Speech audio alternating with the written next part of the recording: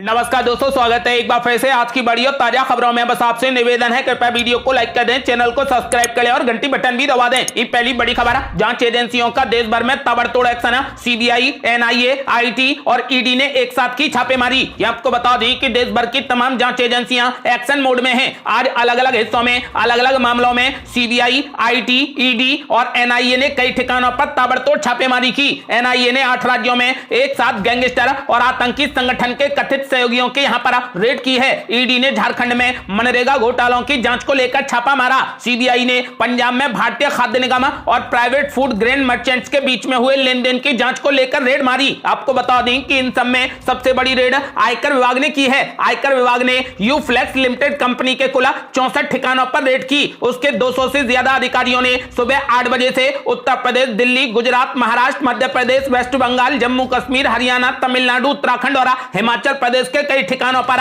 वित्तीय अनियमितता को लेकर जांच के सिलसिले में छापेमारी की है। और बड़ी खबर, बीजेपी को सत्ता से हटाने के लिए राहुल गांधी ने की बड़ी तैयारी, सारे विपक्षी दल हो सकते हैं राजी। ये आपको बता दें कि कांग्रेस नेता राहुल गांधी ने पीएम नरेंद्र मोदी के नेतृत्व वाली बीजेपी को हराने के लिए एक रणनीति बनाई है। उन्होंने कहा कि अगर सभी विपक्षी दल एक साथ आ जाएं और विकल्प पेश करें तो बीजेपी को 2024 के चुनावों में हराया जा सकता है। उन्होंने एक इंटरव्यू में कहा कि अगर भारत के दो दृष्टिकोण एक दूसरे का सामना करते हैं तो हम जीतने में सक्षम होंगे। राहुल गांधी ने इंटरव्यू में हिंदुओं और मुसलमानों के बीच में हुए ध्रुवीकरण की बात को भी स्वीकार किया। हालांकि जोर देकर यह भी कहा कि स्थिति उतनी भयानक नहीं है, क्योंकि मीडिया इसे सरकार के इशारे पर लोगों को गरीबी, अशिक्षा, महंगाई, छोटे मोटे संकट जैसे वास्तविक मुद्दों से विचलित करने के उपकरण के रूप में पेश करता है। आपको बता दें कि उन्होंने विपक्ष पर जोर देकर कहा कि यदि विपक्ष के सारे नेता एक हो जाएं और विकल्प पेश करें तो बीजेपी को 2024 के चुनावों में हराना संभव होगा।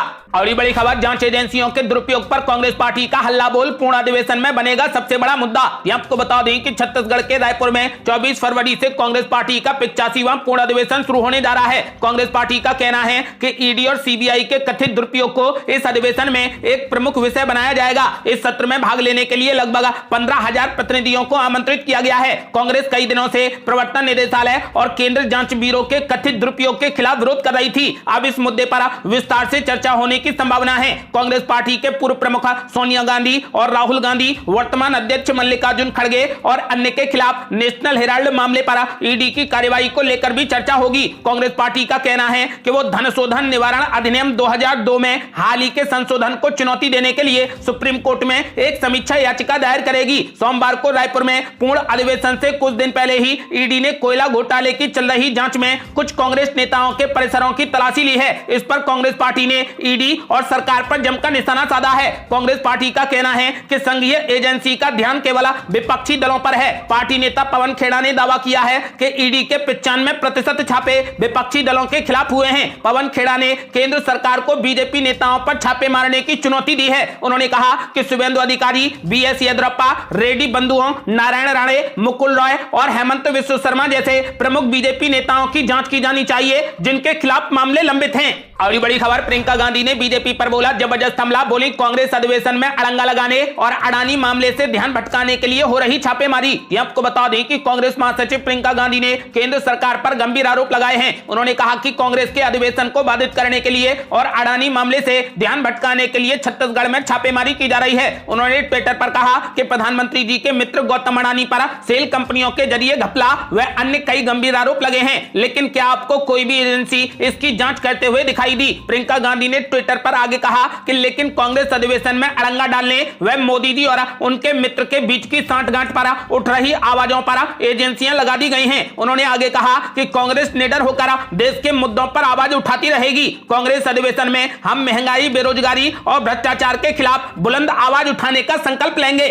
और ये बड़ी खबर, कांग्रेस पार्टी को विपक्ष के साझा प्रधानमंत्री उम्मीदवार से दिक्कत, अकेले ही सत्ता में वापसी का रास्ता तलाश रही कांग्रेस पार्टी। आपको बता दें कि 2024 में होने वाले आम चुनाव से पहले जहां राष्ट्रीय स्तर पर एकजुटता का मुद्दा एक बार फिर से तेज हो गया है, तो वहीं दूसरी तरफ गठबंधन के लिए क्षेत्रीय दलों के बढ़ते दबाव के बीच कांग्रेस पार्टी ने यह भी स्पष्ट कर दिया है कि वो विपक्षी नेतृत्व के लिए तैयार तो है, लेकिन उनकी पार्टी अपनी राजनीतिक जमीन नहीं छोड़ेगी। दरअसल कांग्रेस महासचिव जयराम रमेश ने बीते रविवार को कहा कि कांग्रेस के बिना कोई भी गठबंधन गठबंधन विफल हो जाएगा। जयराम रमेश ने कहा कि हमें इस बात का प्रमाण देने की जरूरत नहीं है कि हमें विपक्ष का नेतृत्व करना है। कांग्रेस के बिना कोई भी विपक्षी एकता सफल नहीं होगी। ऐसे में सवाल उठता है कि कांग्रेस विपक्ष को मिलाकर प्रधानमंत्री पद के लिए साझा उम्मीदवार से क्यों इनकार कर रही है। 2024 के लिए कांग्रेस का रोड मैप 2004 की तरह है, जिसका मतलब है कि पार्टी को विपक्ष के केंद्र में खुद को लाना है। ऐसे में कांग्रेस साझा उम्मीदवारी के लिए तैयार होती है तो यह पार्टी को कमजोर कर सकता है। टाइम्स ऑफ इंडिया के एक रिपोर्ट में भारत जोड़ो यात्रा के नफा नुकसान के बारे में बात करते हुए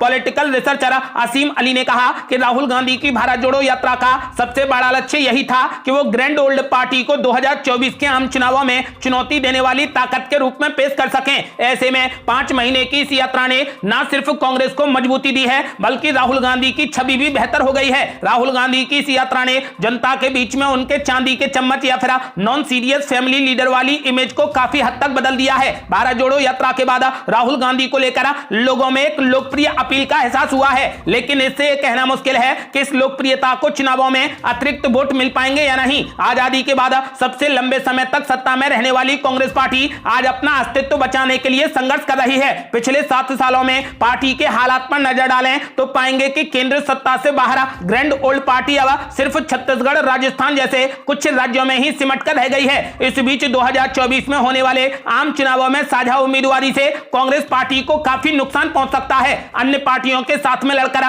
कांग्रेस पार्टी मजबूत होने की जगह कमजोर हो सकती है। उन्हें सीटों पर भी समझौता करना पड़ सकता है। इसीलिए कांग्रेस पार्टी साझा उम्मीदवारी से दूरी बना रही है। और ये बड़ी खबर, कांग्रेस नेता पवन खेड़ा के खिलाफ वाराणसी और लखनऊ में एफआईआर दर्ज। पीएम मोदी के पिता का उड़ाया था मजाक। ये आपको बता दें कि प्रधानमंत्री नरेंद्र मोदी के पिता पर आपत्तिजनक टिप्पणी करना कांग्रेस पार्टी नेता और प्रवक्ता पवन खेड़ा को महंगा पड़ गया। उनके विवादित बयान के बाद वाराणसी में दर्जनों की संख्या में बीजेपी कार्यकर्ताओं ने उनके खिलाफ मामला दर्ज कराया है। बीजेपी का कहना है कि इस तरीके की बयानबाजी राहुल गांधी के इशारों पर की जा रही है। दरअसल पवन खेड़ा पीएम नरेंद्र मोदी के संसदीय क्षेत्र वाराणसी पहुंचे थे। इस दौरान उन्होंने अपने संबोधन में प्रधानमंत्री नरेंद्र मोदी का पूरा नाम बोलते हुए उनके पिता का नाम गलत बोल दिया। एक बार फिर गलत बोलने पर उन्होंने सुधार किया, लेकिन उसके बाद फिर से जानबूझकर गलत नाम लेकर तंज किया। इसी बात से गुस्साए बीजेपी के तमाम कार्यकर्ता पुलिस कमिश्नर के आवास पहुंचे और मामले में एफआईआर दर्ज करा दी है।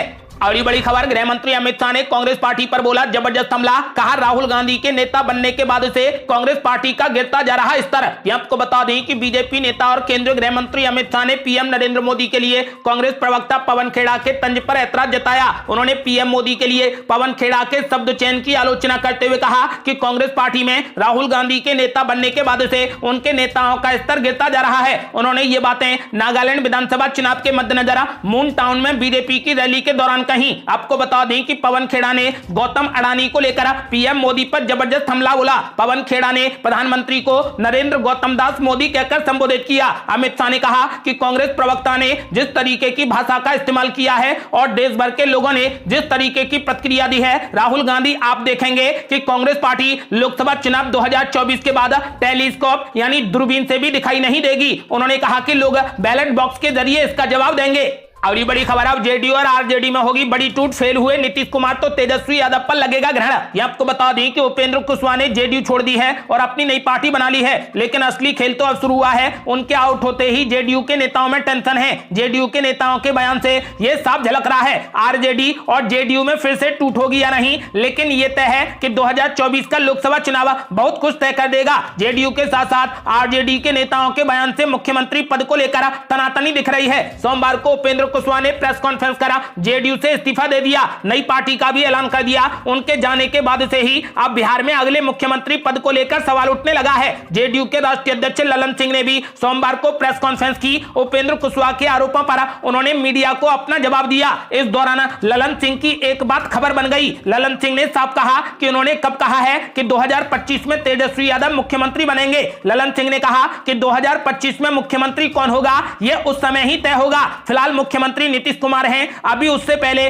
2024 का चुनाव है। आपको बता दें कि उधर ललन सिंह ने तेजस्वी यादव को 2025 का मुख्यमंत्री मानने से साफ इनकार कर दिया है, तो तुरंत आरजेडी की ओर से भी प्रतिक्रिया आ गई। तेजस्वी यादव के मुख्यमंत्री बनाए जाने पर ललन सिंह का नाम लिए बगैर आरजेडी ने तंज कसा। आरजेडी प्रवक्ता शक्ति सिंह ने कहा कि मुख्यमंत्री नीतीश कुमार ने जो कहा है वो सब जनता के सामने है, अब इसकी व्याख्या करने की जरूरत नहीं है। इसीलिए ऐसा माना जा रहा है कि अब जल्द ही जेडीयू और आरजेडी में बड़ी टूट होने वाली है।